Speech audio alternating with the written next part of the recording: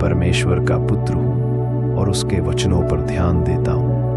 मैं अपने कानों को उसकी बातों पर लगाता हूँ और मैं परमेश्वर के वचनों को अपनी दृष्टि से ओझल नहीं होने देता। मैं उन्हें अपने हृदय के बीच में रखता हूँ, क्योंकि वह मेरे लिए जीवन है। वह मेरे पूरे शरीर के लिए स्वास्थ्य और दवाई है। यीशु ने स्वयं मेरे अपराधों को और मेरी सारी बीमारियों को खुद पर उठा लिया।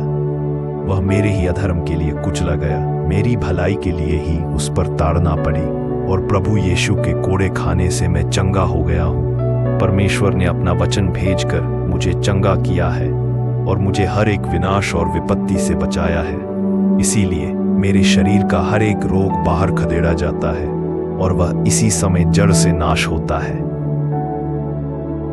निश्चय उसने हमारे रोगों को सह लिया और हमारे ही दुखों को उठा लिया, तो भी हमने उसे परमेश्वर का मारा कूटा और दुर्दशा में पड़ा हुआ समझा।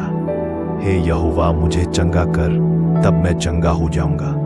मुझे बचा, तब मैं बच जाऊंगा, क्योंकि मैं तेरी ही स्तुति करता हूँ।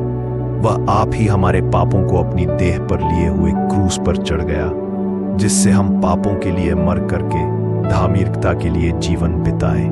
उसी के मार खाने से तुम चंगे हुए। मैं अपने परमेश्वर यहोवा की सेवा करता हूँ और वह मेरी रोटी और मेरे पानी को आशीष देता है और हर एक बीमारी को मुझसे दूर करता है। मैं अपने खानदान में होने वाले सारे रोगों से मुक्त हो गया हूँ, क्योंकि मेरे अंदर परमेश्वर का जीवन निरंतर बह रहा है। जिस आत्मा ने यीशु को मुर्दों में से जिंदा कर दिया, वह मुझ में रहता है। जिसने मसीह यीशु को मुर्दों में से जिंदा कर दिया, वह मेरे नश्वर शरीर को भी उसी आत्मा के द्वारा जीवन दे रहा है। इसलिए मेरा हर एक अंग जो पीड़ित था, इसी समय परमेश्वर की चुकाई को और परमेश्वर की पुनरुत्थान की सामर्थ को इसी समय प्राप्त कर रहा है। मैं अपने पूरे मन से परमेश्वर को धन्यवाद देता हूँ और उसके किसी भी उपकार को नहीं भूलता।